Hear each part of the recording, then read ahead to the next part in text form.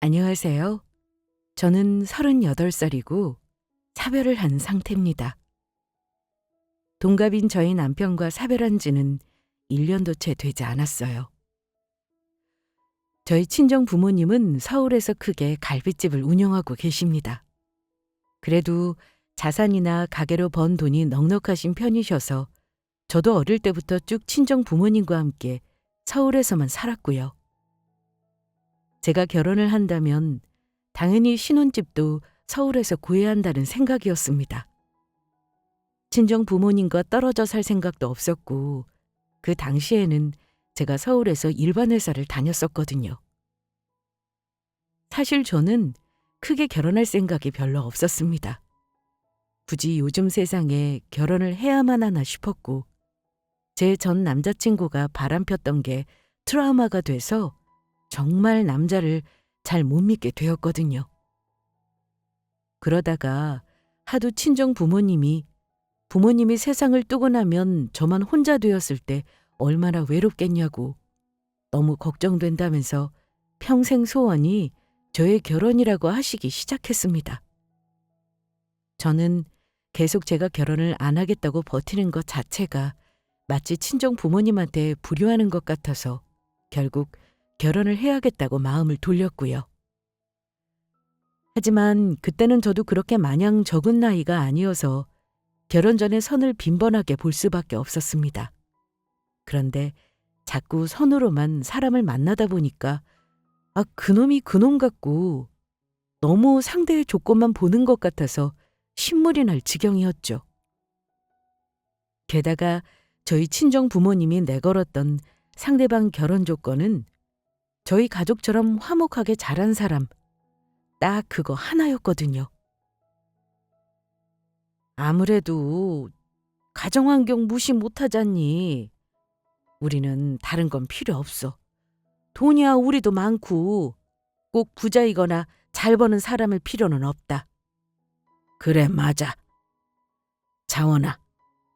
한부모 가정이나 이혼가정 그런 사람은 아무래도 구김살 없이 자라기 어렵다고 생각해. 화목하기 힘든 가정만 아니면 돼. 맞아. 그리고 기왕이면 부모님 다 살아계시는 게 좋지. 알겠어요. 뭐 그런 사람이라면 널렸지. 그냥 내가 빨리 시집을 갔으면 좋겠다. 뭐 그래서 이렇게 말한 거죠? 저도 다 백방으로 알아보고 있어요. 아이 물론 우리 장원이 결혼이 제일 시급하니까 우리도 많은 거 안 보려고 하는 거지. 그런데 정말 가정 환경은 중요한 거란다. 딱 가정 환경이 좋고 화목한 가족들 사이에서 자란 사람이기만 하면 되는 거죠? 그럼 당연하지. 엄마는 가정이 화목한 게 제일 중요한 것 같아. 그런 데서 인성이 만들어지고 성격이 만들어지는 거니까. 친정 부모님의 당부를 듣고 사실 저도 그게 맞다고 생각하기는 했습니다. 아무래도 사람은 인성이나 성격, 가치관 이런 게 제일 중요한데 그건 화목한 가정 환경에서 잘 형성될 수 있다고 보거든요. 그러다가 마침내 조건보다도 인성이 진국같이 느껴진 남편에게 마음이 기울게 되었습니다. 남편을 보고 저도 딱 이 정도면 괜찮겠다 싶어서 결혼을 생각하게 된 거였어요. 시어머니에게 잘하는 모습을 보게 되었고 당연히 그러면 저희 친정 부모님한테도 잘하겠지 하는 마음이 들었거든요. 그래서 일단 남편과 결혼해도 되겠다고 1차적으로는 생각했던 것 같아요. 남편네 집안에는 시어머니만 계셨고 시아버지는 남편이 중학생 때 그만 앓고 계시던 지병으로 세상을 떠나셨다고 들었습니다. 그런데 솔직히 지병으로 세상을 떠나신 게 남편 잘못도 아니고 저는 그런 거라면 전혀 친정 부모님이 내건 조건에도 큰 문제가 되지 않겠다고 생각했죠. 그래서 시어머니만 만나보고 괜찮으신 분이라면 바로 결혼 준비를 진행하려고 했습니다. 그런데 양가에 인사를 갔는데 시어머니는 지방에 살고 계시더라고요. 저는 오히려 가까이 살면 사사건건 간섭하면서 이래라 저래라 하기가 쉬운데 멀면 자주 들리지도 오라고도 못하고 더 좋을 거라고 생각했습니다. 아이고, 어서 와요, 차원양.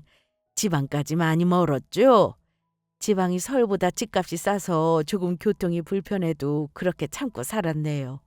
그래도 서울에 신혼집을 해줄 생각이니까 걱정 마세요. 아닙니다, 어머님. 여기 경치가 너무 좋은데요? 그리고 말씀 편하게 하셔요, 어머님. 어머, 그럴까? 그럼 내가 그동안 우리 성준이 혼자 키우면서 모아놓은 돈으로 꼭 서울에 신혼집을 해주고 싶었어. 이렇게 임자 데리고 오는데 오래 걸릴 줄은 몰랐지만. 저희가 워낙 늦게 만나기는 했죠. 대신 결혼은 서두르려고요. 저희 부모님께서도 흔쾌히 좋다고 하셨어요. 그래? 그거 정말 다행이네. 드디어 우리 성준이가 장가를 가겠구나. 우리 집에 복동이가 들어왔어, 복동이가. 고마워. 성준이 이렇게 잘 키워주신 어머니께 제가 더 감사하죠. 제가 앞으로 잘할게요, 어머님. 시어머니가 저를 보자마자 서울 신혼집을 약속해 주시길래 저는 속으로 다행이다 싶었습니다.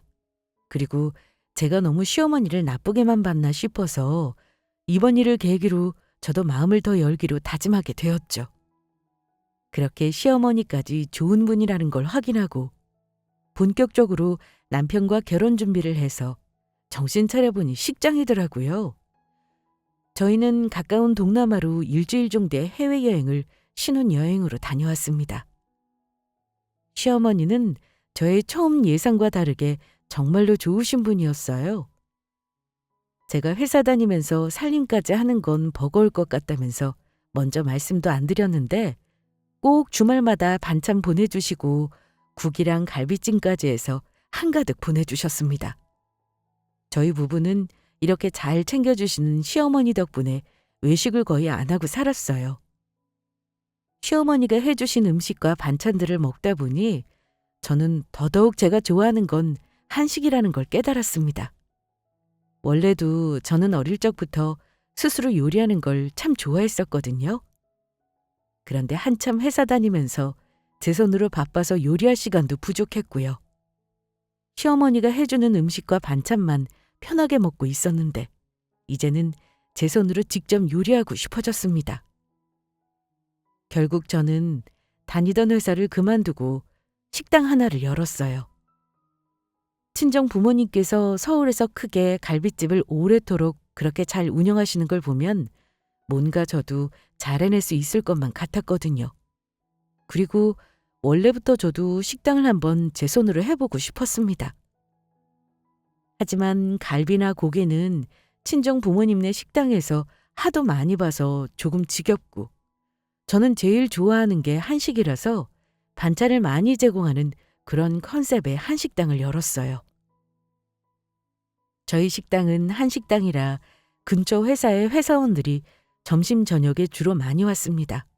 한식당을 차리고 한동안은 정말 신이 나서 열심히 정신없이 일만 했어요. 당연히 저희 남편도 저의 한식당 사업을 응원해줬고요. 저도 이제 사무실에 앉아 딱딱하게 일하던 우울한 생활은 접고 앞으로 행복할 일만 남았다고 생각했었습니다.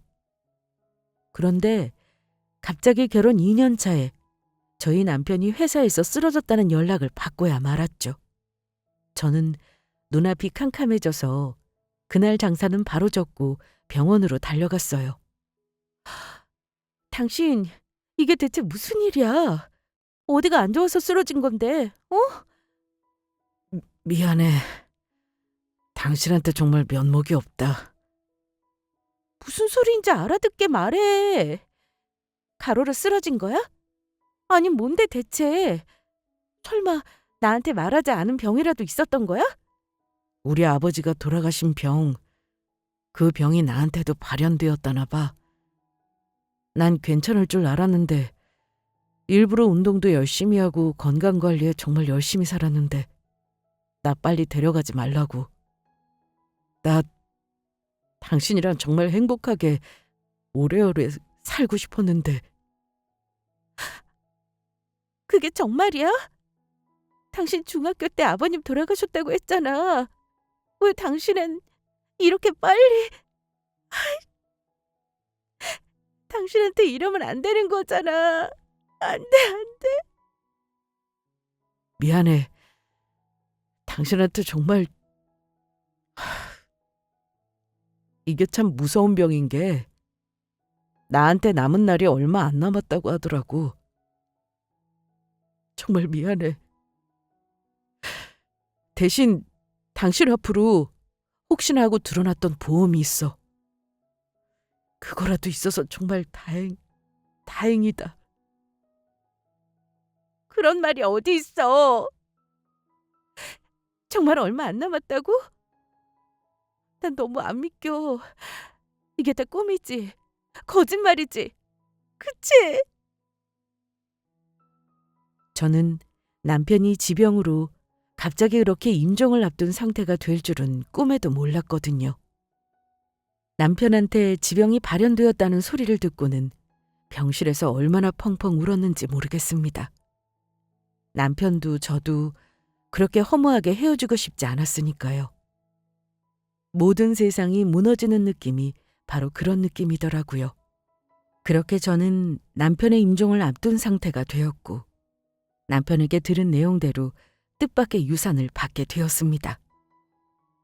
남편을 떠나보내던 날이 아직도 눈에 선하네요.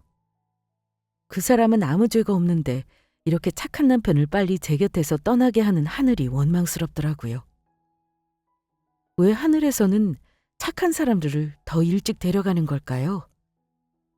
저는 생각지도 못했던 결혼을 하고 남편이었기에 그래도 앞으로 행복하게 함께할 동반자를 찾았다고 생각했는데 그 바람과 기대들, 희망과 소망들이 한꺼번에 산산조각이 나는 기분이었습니다.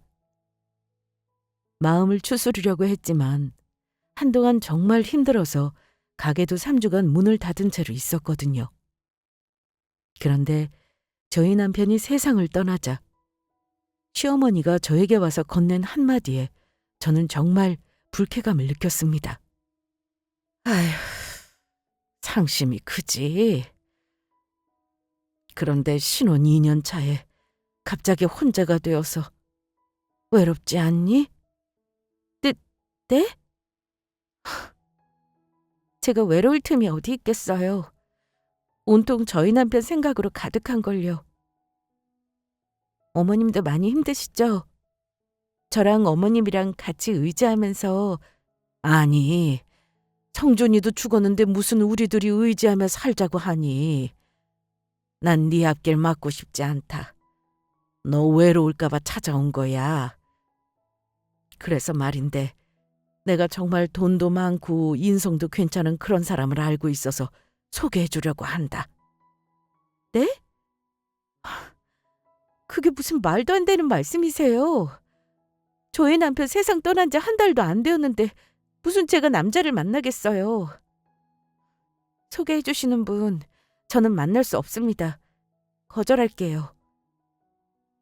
그랬더니 시어머니는 그 후로도 계속해서 금방 좋은 사람 생기면 또 남편 때문에 덜 힘들고 사람은 사람으로 있는 거라면서 온갖 말들로 저한테 계속 남자를 소개해 주려고 했습니다. 몇십 번을 거절했는지 모릅니다. 정말 저는 그런 시어머니가 너무 이해가 되지 않았어요. 저만 남편이 떠난 게 괴로운가 싶어서 우울하다가도 시어머니가 저를 생각해서 그런 건지 막 헷갈리기도 했고요. 어쨌든 그 당시 저는 남편이 세상을 떠나고 더 이상 제 옆에 없다는 그 사실을 받아들이기 위해서 힘들어도 노력해야만 했습니다. 그러면서 다시 한식당을 문을 열고 더 악착같이 일하기 시작했어요. 일이라도 해야 남편 생각을 잠시나마 멈출 수 있더라고요. 물론 가끔씩 문득문득 남편이 생각나 눈물을 훔치기를 여러 번 반복했지만요. 그럴수록 더 많이 음식을 만들고 더 많은 손님들을 받기 위해 노력했습니다. 그런데 최근에 유독 눈에 띄는 한 남자 손님이 생겼어요.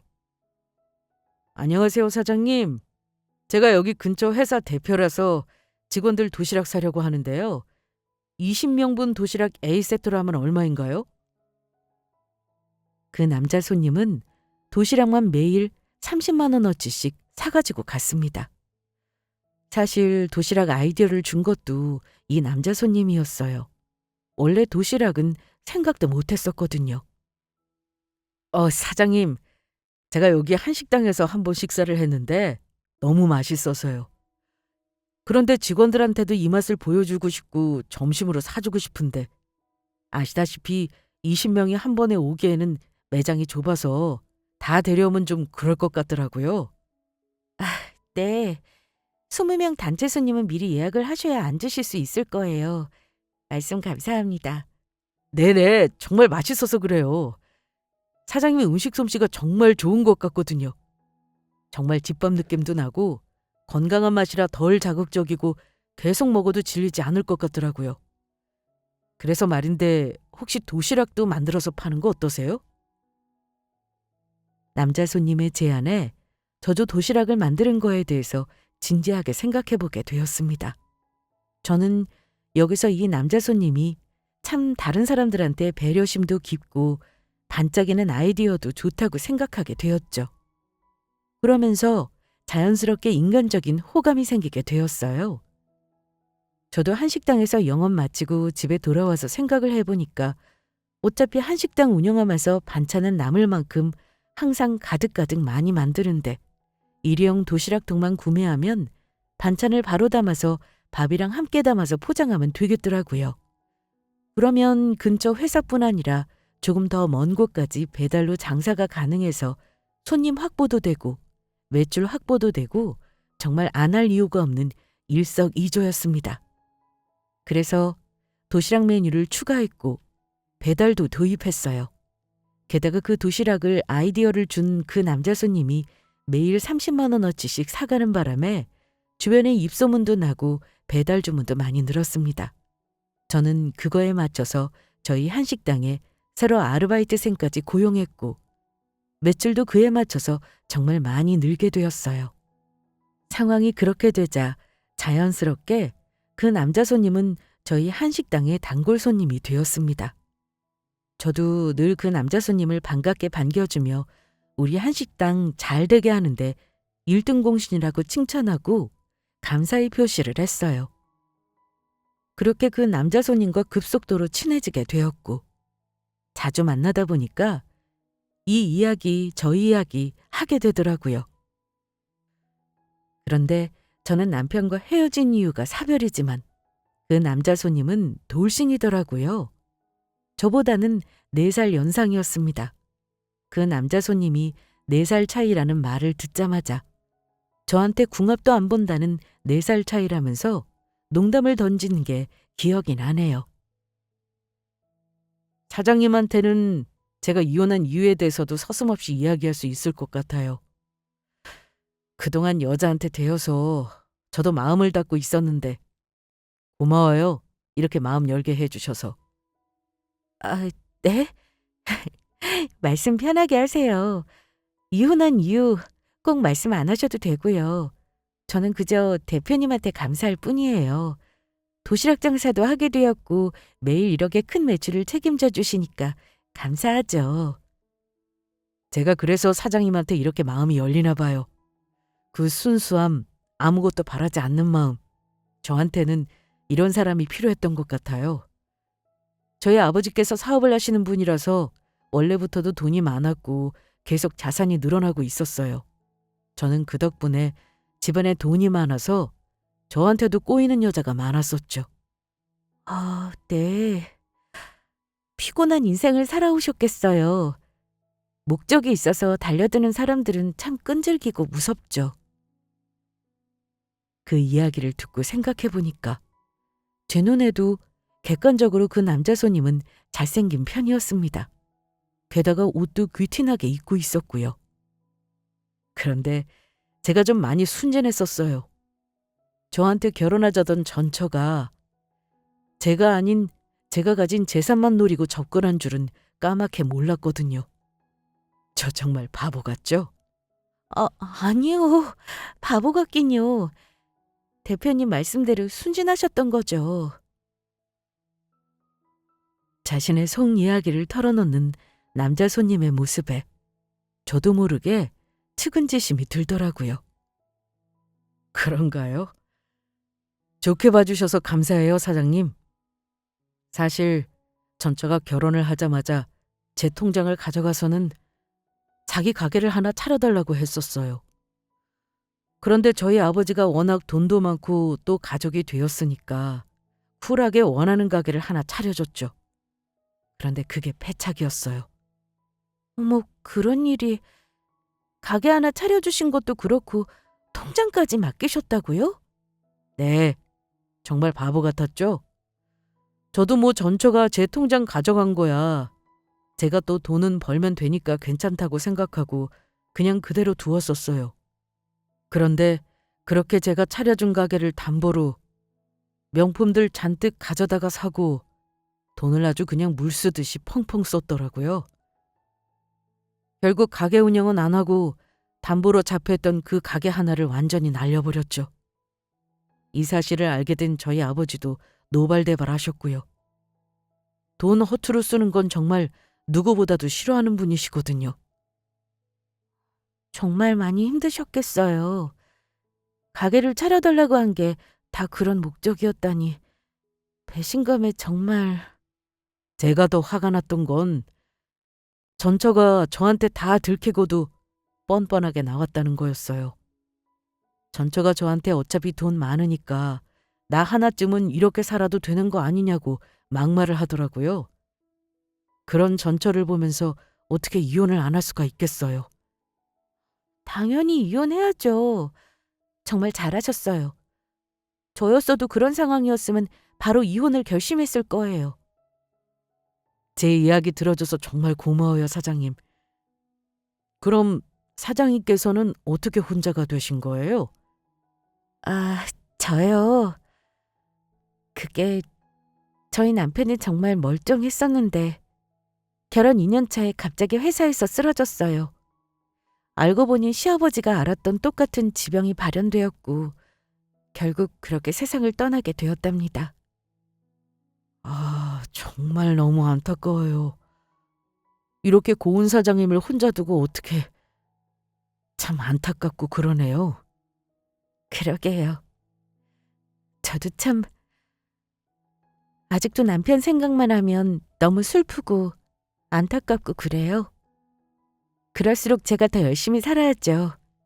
저희 남편 몫까지요. 사장님은 참 정말 좋은 분 같아요. 아유, 감사해요. 제가 못할 이야기까지 다 한 것 같네요. 뭔가 후련하기도 하고 아무튼 이야기 들어주셔서 감사해요.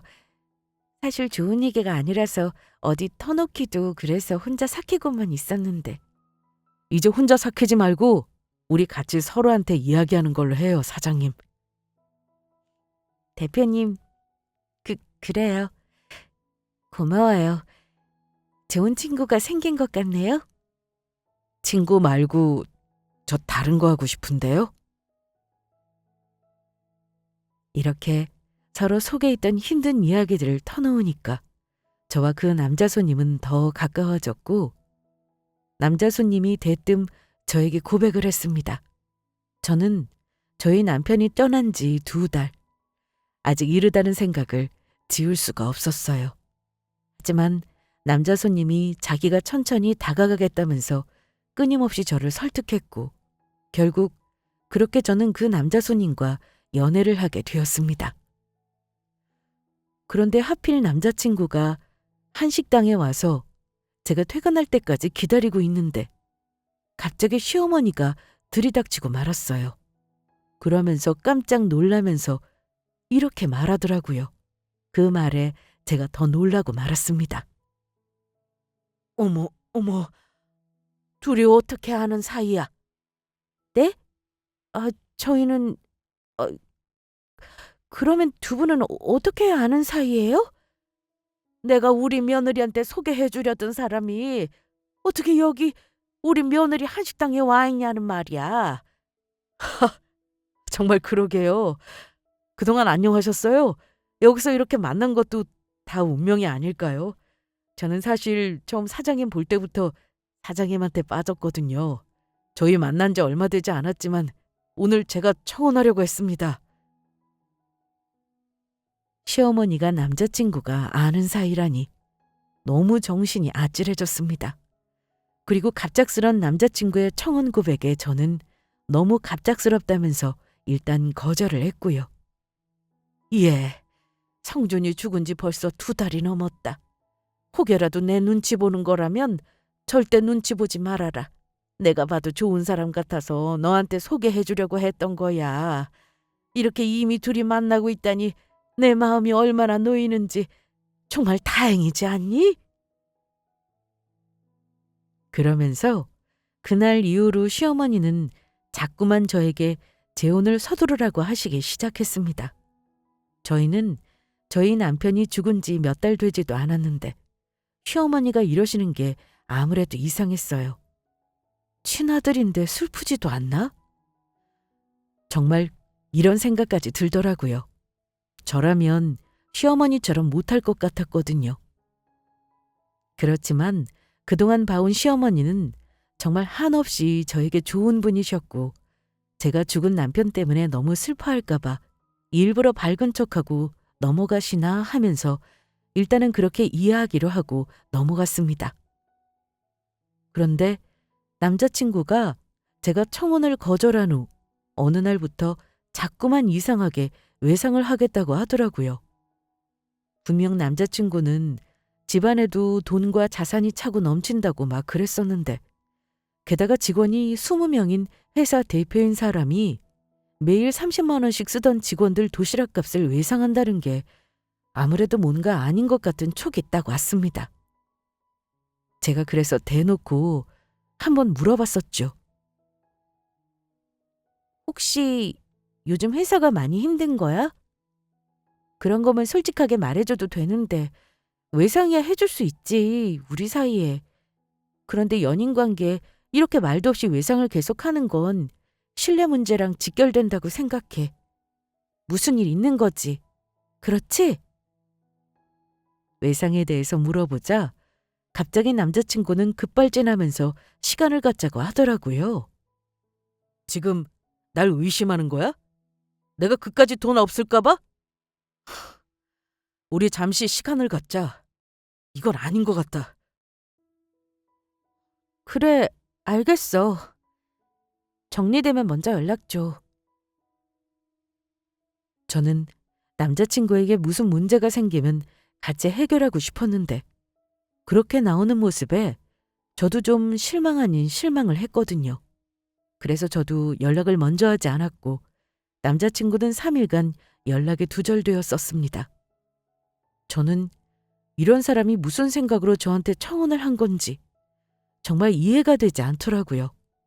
이런 상태로 청혼을 한 거였는데 제가 섣불리 남자친구의 청혼을 받아주지 않은 걸 다행으로 느낄 정도였으니까요. 그런데 어떤 회장님 같은 분이 저희 한식당으로 와서 그동안 제 남자친구가 외상했던 것들을 싹 다 갚아주었습니다. 바로 그 회장님 같은 분은 남자친구에게 듣던 대로 쿨한 모습을 보여주더라고요. 남자친구의 아버지였으니까요. 불쾌했다면 우선 미안해요. 사실은 내가 우리 아들한테 마지막으로 테스트를 해보라고 했네요. 우리 아들이 그 전초한테 어떻게 당했는지는 알고 있죠. 물론 자기 식당을 차려서 운영하고 있는 건 좋게 보고 있었는데 혹시 잘 나가는 우리 아들이 외상을 계속하면 혹시 대하는 게 달라지거나 그럴 수도 있잖아요. 뭐 그런 게 궁금해지더라고. 남자친구의 아버지가 자초지정을 설명해 주시니까 이 모든 상황이 단박에 이해가 되더라고요. 그동안의 남자친구와 예비 시아버지의 이야기를 다시 들으니까 테스트. 물론 기분은 좋지 않았지만 아예 이해가 가지 않는 것도 아니었습니다. 그렇게 그날 저녁 남자친구가 기다렸다는 듯이 저희 한식당으로 와서 프로포즈를 하길래 저도 고민하다가 결국 받아주게 되었습니다. 저희 한식당에서 매일 30만 원어치씩 직원들 도시락을 사가던 남자 손님. 제 남자친구가 된 그 사람과 재혼까지 결심하고 그렇게 며칠이 지났을까요? 예비 시아버지도 어찌 되었든 실물로 보고 나니까 아무래도 그전보다는 저도 좀 안심이 되었습니다. 그리고 잠깐 제가 남자친구를 의심했던 게 오히려 미안하게 느껴지더라고요. 그래서 저만 바라봐주는 능력 있고 사람 좋은 이 남자친구한테 잘해야겠다고 생각했죠. 시어머니 소개로 만난 뻔한 사람이라는 것도 영향을 많이 미쳤던 것 같아요. 시어머니는 저한테 정말 잘해주신 좋은 분이자 고마운 분이었으니까요. 그리고 남자친구가 찾아와서는 예비 시아버지가 이렇게 안 하면 결혼 허락 안 해주겠다고 한 번만 테스트해보자고 시켜서 정말 자기는 어쩔 수 없었다고 설명을 했습니다. 뭐 남자친구가 본인 마음은 정말 진심이라고 하는데 믿어야지 어쩌겠어요? 하기야 제 남자친구가 매일 저희 한식당에서 도시락 15,000원짜리를 20개씩 사가는 회사의 대표인데 예비 시아버지가 또 돈독으로는 여자를 잘못 만나서 고생할까봐 걱정되는 게 저도 부모로서 어쩌면 당연하다고 생각하기로 했습니다. 남편이 결혼하면 서울에 신혼집을 구할 거라고 원하는 동네를 한번 말해보라고 막 그러고 신혼여행은 어디로 가고 싶냐고 말만 하라고 다 갈 수 있다고 그러기에 저도 좀 덩달아 제가 정말 재혼을 하긴 하나보다 하면서 들떠 있었어요. 그렇게 제가 제대로 된 상대방을 만나서 재혼을 하게 되는구나 싶기도 하고 저희 친정 부모님한테도 남자친구를 소개해드려야겠다고 생각했습니다. 곧바로 남자친구한테 이야기했더니 당연히 찾아뵙고 싶었다면서 일단 결혼식 날부터 잡자고 하더라고요. 그래서 일단은 저희 친정 부모님한테 한번 재혼 이야기를 꺼내보고 알려준다고 둘러댔습니다. 저도 막 싱숭생숭하고 옆에서 시어머니도 자기는 아무 생각 말고 재혼을 서두르라고 하시니까 모든 것이 너무 짜맞춰진 것처럼 빠르게 흘러가는 게 아무래도 뭔가 불안감이 있었어요. 그날 밤 그런데 남편이 꿈에 나타나서 알려준 말은 저를 놀라게 했습니다. 아무래도 이 꿈이 보통 꿈이 아닌 것 같았거든요. 제가 남편과 사별하고 시어머니의 소개로 재혼을 앞두고 있는 상황이라 그 상황 때문에 제가 제 남편한테 미안해서 죄책감 때문에 혹시 이런 꿈을 꾼 건가 싶다가도 저희 남편이 꿈에 나타나 통곡하는데 뭔가 이상했어요. 그 여자는 내 엄마가 아니야. 지금 다 속고 있는 거야. 제발. 그 남자랑 결혼하면 안 돼. 대체 무슨 말을 하는 거야? 내가 그렇게 보고 싶다고 내 꿈에 나와 달라고 할 때는 아무 소식이 없더니 내가 재혼 앞두고 있으니까 꿈에 나오다니. 미안해. 미안해. 하지만 당신은 절대 그 남자랑 결혼하면 안 돼. 우리 친엄마는 사실 그 여자 때문에 쫓겨났어.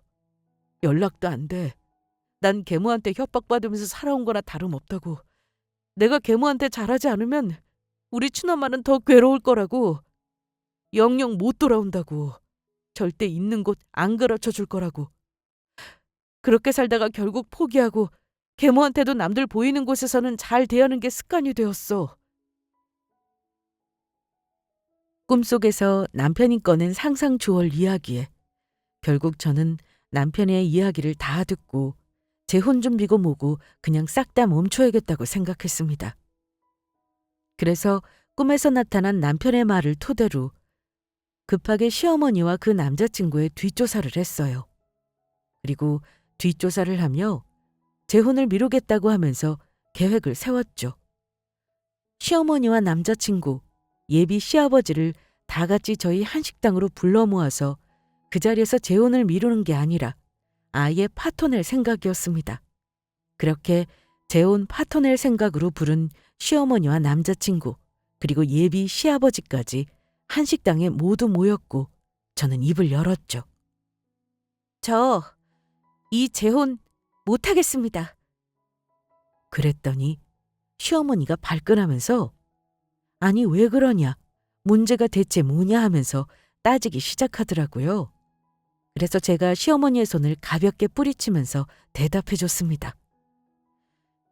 저희 남편이 꿈에 나타나서 알려준 말 때문에 제가 살짝 조사를 해봤거든요. 그런데 저희 남편 친엄마가 아니시더라고요. 뭐라고? 네가 그걸 어떻게... 뭐야, 그럼 다 들킨 거야? 내 정체도 아는 거고? 아, 진짜 다 망했네. 다 된 줄 알았는데 이게 뭐야? 엄마, 내가 그래서 이거 어려울 것 같다고 했었잖아. 괜히 아까운 4시간만 날렸네.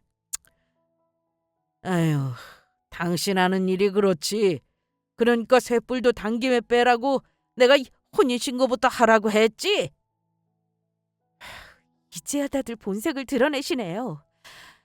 진짜 무서워서 사람을 믿을 수가 있어야지. 이 사기꾼들아, 다 꺼져. 하늘에서 내 남편이 너네 다 저주할 거야. 남의 돈 노리고 사람 뒤통수 치려다가 걸리니까 어때? 무사히 잘 살 수 있을 거라면 아주 큰 오산이야. 결국 그 자리에서 제가 상상도 못했던 시어머니의 진짜 정체가 밝혀졌죠. 알고 보니 시어머니는 남편이 꿈에서 말한 대로 진짜 계모가 맞았더라고요. 그동안 저한테 너무 잘해준 시어머니가 남편의 친엄마를 쫓아내고 그 자리를 차지한 계모일 거라고는 생각도 못했었거든요. 게다가 시어머니는 시아버지를 따라 저희 남편도 일찍 사망한 걸 진작에 알고 있었습니다. 그래서 저희 남편이 회사에서 쓰러지자 시어머니는 드디어 올 게 왔구나 하면서 저한테 떨어질 남편의 유산을 탐내던 것이었죠. 심지어 시아버지랑 재혼하기 전에 낳았던 아들을 저한테 소개시켜준 것이었습니다. 제가 만났던 예비 시아버지는 바로 시어머니의 전남편이었던 것이죠. 아무 능력도 없는 아들을 부자로 위장하려고 일부러 회장님 행세를 하고 비싼 옷 걸치고 그렇게 제 앞에 나타난 거였습니다. 외상값을 한 번에 다 갚아줬던 것도 저를 완전히 믿게 하려는 일종의 쇼 같은 거였던 것이고요. 정말 무섭지 않나요? 세상에 믿을 사람 하나 없다는 거 정말 이번 일 겪으면서 확실히 알겠더라고요. 시어머니와 재혼할 남자친구의 뒷조사를 하고 알게 된 사실은 정말 참혹했습니다.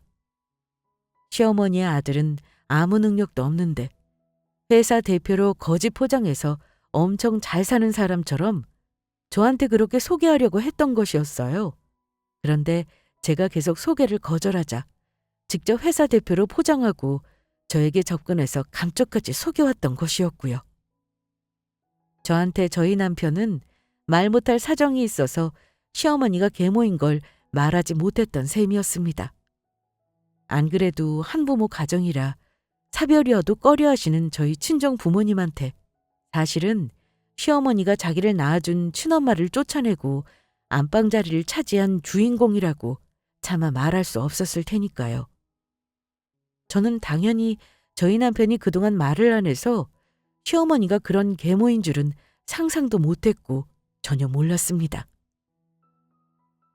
심지어 시어머니랑 남자친구를 뒷조사하면서 알게 된 할머니에게 들은 이야기는 더 충격적이었어요. 저에게 그간의 이야기를 폭로해 주셨거든요. 지금 남자친구라는 그 작자가 바로 내 사위였다네. 네? 할머니, 그게 대체 무슨 말씀이세요? 제 남자친구가 사위였다면 그러면 그 가게 하나 날려먹었다는 전처... 얘기! 그건 다 지어낸 이야기고 그놈은 돈 많은 돌싱들만 쫓아다니면서 돈을 뜯어먹고 사는 전형적인 사기꾼 제비라네. 우리 딸도 그놈한테 당해서 돈 날리고 그놈이 도망가 버리는 바람에 지금은 실어증에 걸려서 그만 우리 예쁜 딸은 집에만 누워있다네. 아이고, 아이고. 예? 그게 정말이에요? 그럼 조금만 더 자세히 말씀해 주시겠어요? 도대체 이게 어떻게 된 일인지. 할머니의 이야기를 듣다 보니까 할머니의 딸에게 접근한 경로랑 전처가 가게 날려먹은 이야기, 예비 시아버지가 돈이 차고 넘치고 자산이 많은 회장이라는 이야기까지 모두 수법이 정말 하나도 다른 것 없이 똑같더라고요. 그러면서 할머니는 자기 딸이 그 사기꾼 제비놈한테 당해서 실어증으로 아직도 누워있는데 그놈은 또 다른 돌싱을 찾아다니면서 피해자를 만들면서 살 게 뻔했다고 하시더라고요.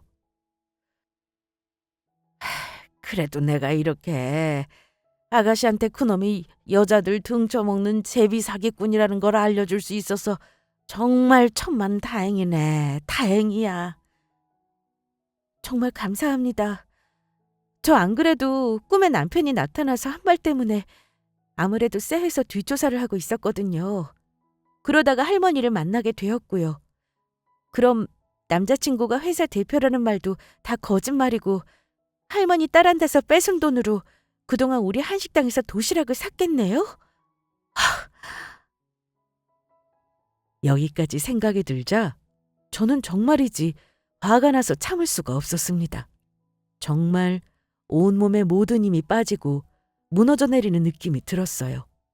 그래서 이대로 제비 사기꾼 놈한테 당하고만 있을 수 없다는 생각에 할머니한테도 도움을 요청했습니다. 할머니, 저 그놈 이번에는 자기 죗값 반드시 치르게 하고 싶어요. 할머니 따님분 복수도 같이 하고 싶은데 저 좀 도와주실 수 있으실까요?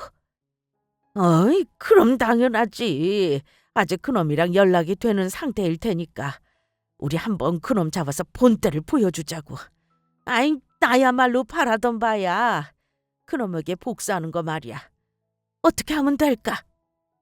저 그놈이랑 재혼이 코앞이었는데 다 갈아엎을 거거든요.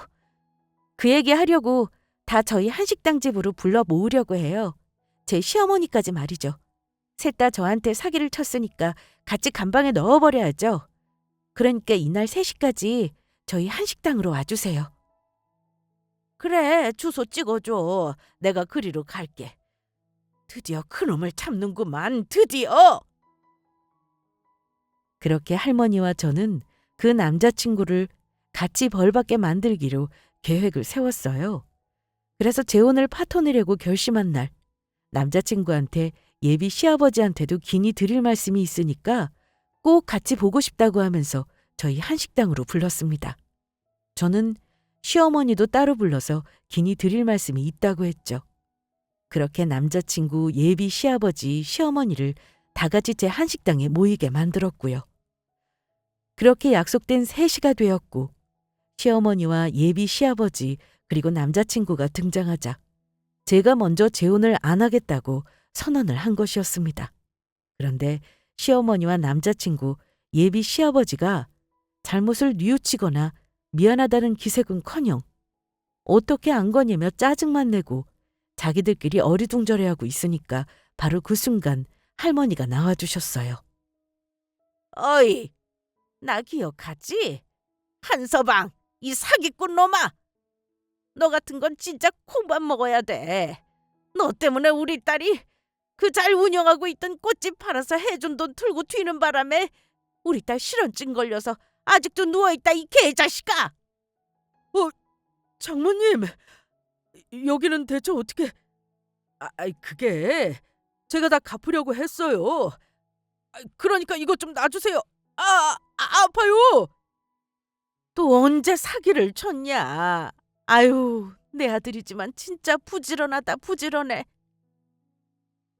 시어머니가 남자친구를 퍽퍽 때리는 할머니의 모습을 보자 망연자실한 듯 그런 말을 내뱉고 있는 사이 미리 불러놓은 경찰이 들이닥쳐서 남자친구와 함께 사기치던 예비 시아버지, 시어머니에게 모두 수갑을 채웠습니다. 그 와중에도 남자친구는 소리를 고래고래 지르더라고요.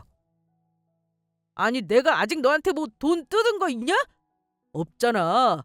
너네 한식당 잘 되라고 도시락 아이디어 주고 도시락 열심히 사줬더니만 나한테 대체 왜 이러냐고? 정말 뻔뻔한 새끼. 야, 사람이 정도가 있지.